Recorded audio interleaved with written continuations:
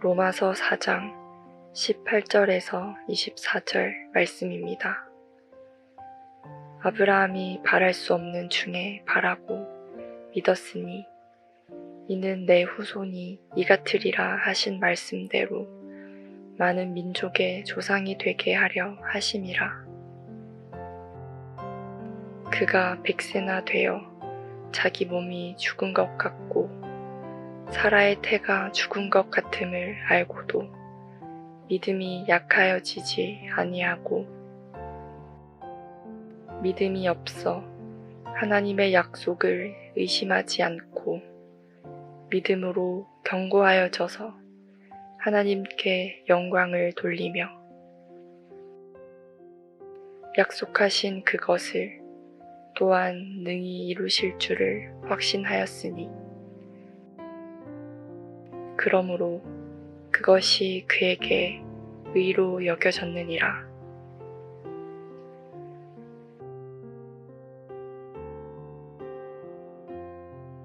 연애를 하는 사람은 상대로부터 언제 연락이 올지 답장을 기다리며 핸드폰을 열심히 들여다봅니다. 대학 입학을 위해 입시 원서를 넣은 학생은 애타게 결과를 기다립니다. 취업을 위해 회사에 지원서를 넣은 청년은 합격 메일을 기다립니다. 어느 신문에서 본 기사의 제목입니다. 섬에 버려진 누렁이의 기약 없는 기다림.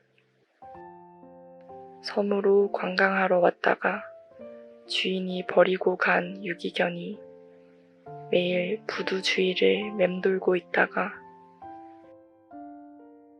육지에서 여객선이 들어오면 뛰어가 배에서 내리는 관광객들을 일일이 살펴보는 것입니다.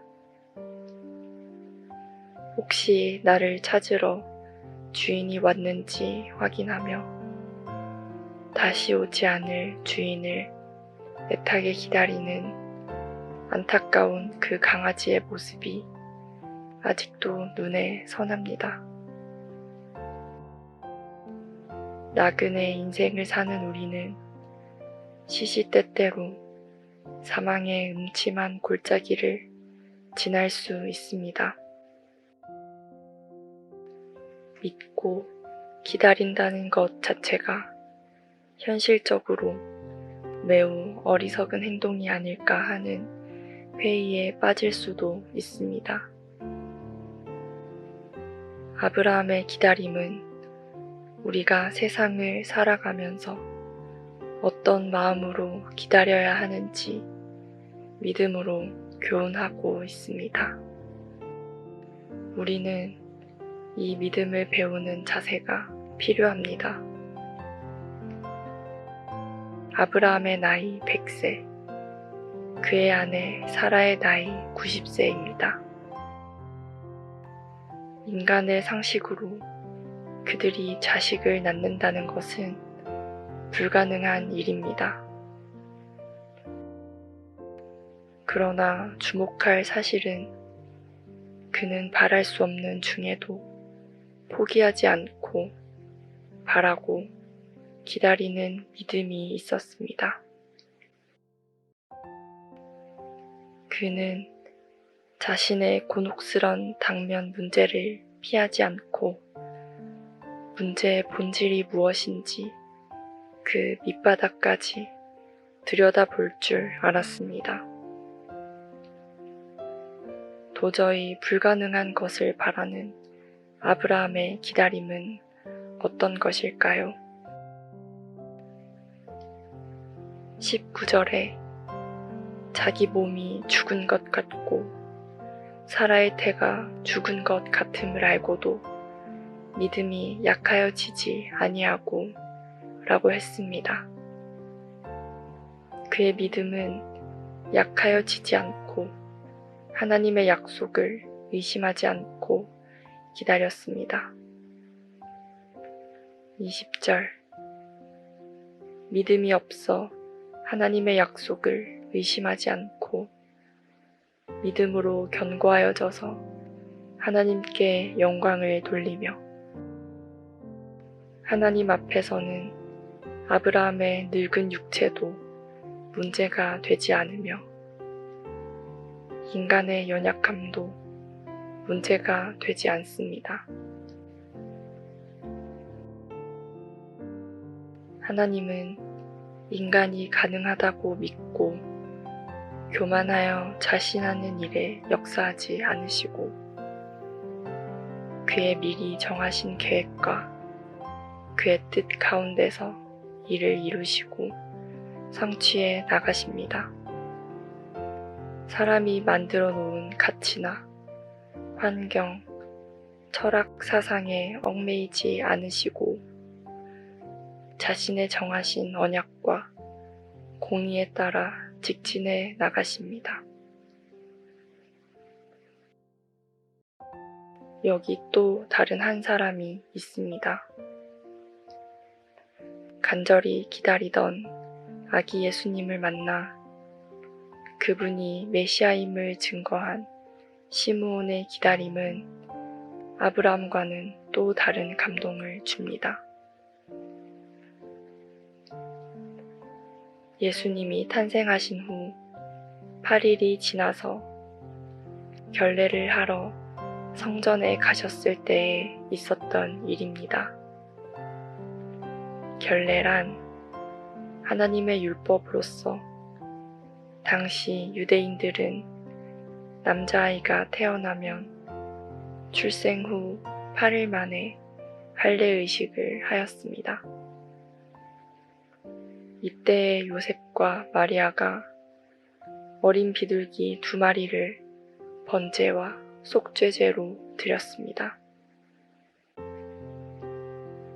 시므온은 예루살렘에 거하는 의롭고 경건한 사람이었습니다. 그는 그리스도를 보기 전에는 죽지 않는다는 성령의 지시를 받았습니다. 과연 그 부모에게 안겨오는 아기 예수님을 보고 받아 안고 하나님을 찬송하고 그 부모에게 축복하였습니다. 그는 아기 예수를 만난 즉시 그리스도가 오셨다고 전한 첫 선지자가 된 셈입니다. 시므온을 보면 한 시의 구절이 생각납니다. 어느 시인의 너를 기다리는 동안 이란 제목의 시의 첫 부분입니다. 네가 오기로 한 그 자리에 내가 미리 가 너를 기다리는 동안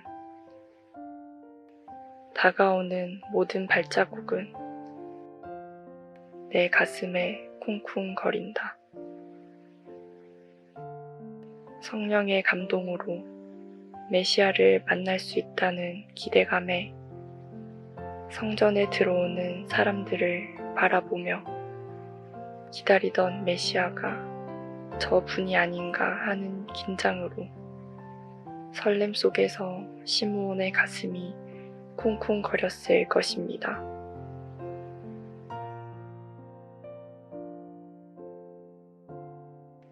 그는 무엇을 기다립니까?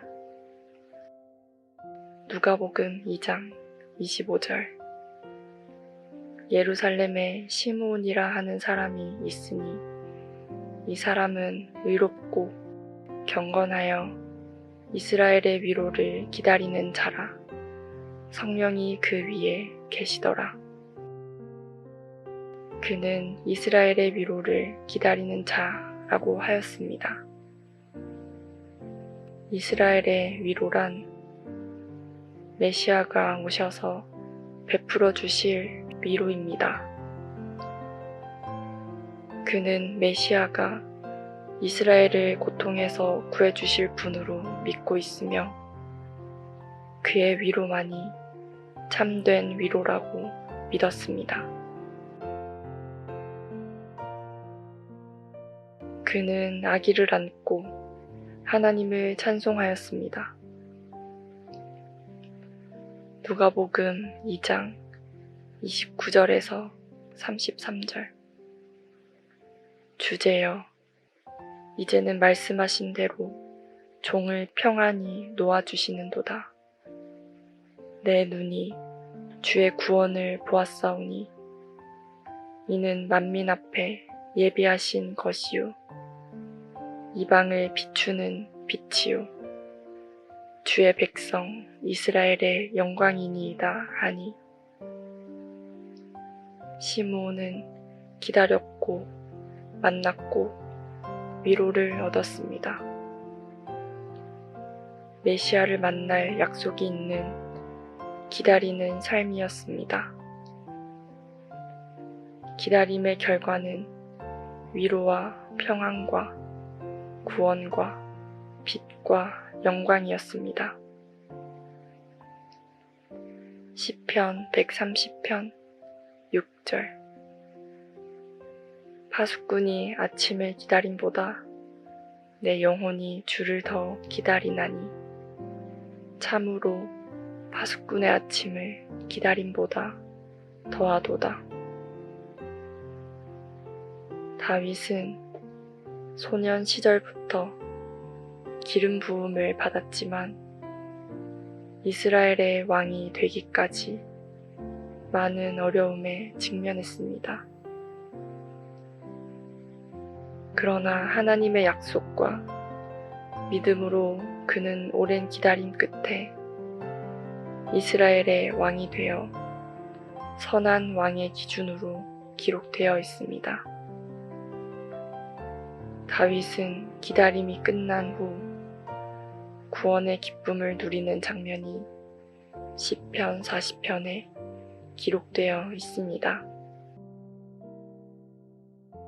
시편 40편 1절에서 2절.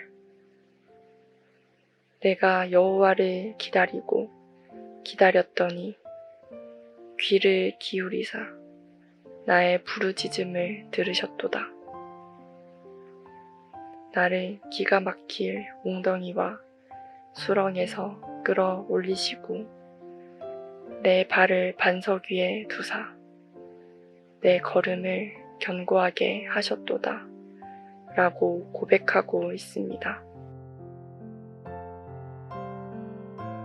이스라엘 백성들이 군사적 우세로 승리를 얻은 적이 있습니까?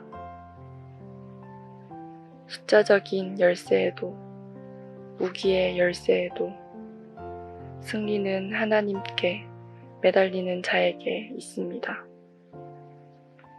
기다림 속에 하나님이 없다면 무슨 소용이 있겠습니까? 아브라함은 기다리고 기다리던 끝에 약속의 아들 이삭을 얻었습니다. 기다림 끝에 큰 민족을 이루고 복을 얻고 창대하게 되었습니다. 지금은 기다림의 계절입니다.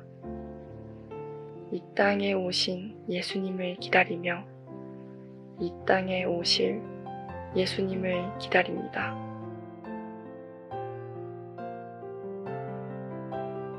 기근과 지진과 기후변화로 인한 세계 곳곳의 아우성과 인간 자신을 위한 욕심으로 일어나는 전쟁과 살인이 끊이지 않습니다.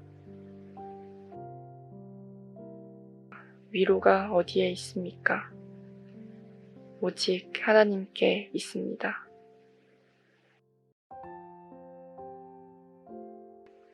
오늘도 말씀으로 정리합니다. 갈라디아서 6장 9절. 우리가 선을 행하되 낙심하지 말지니 때가 이름에 거두리라.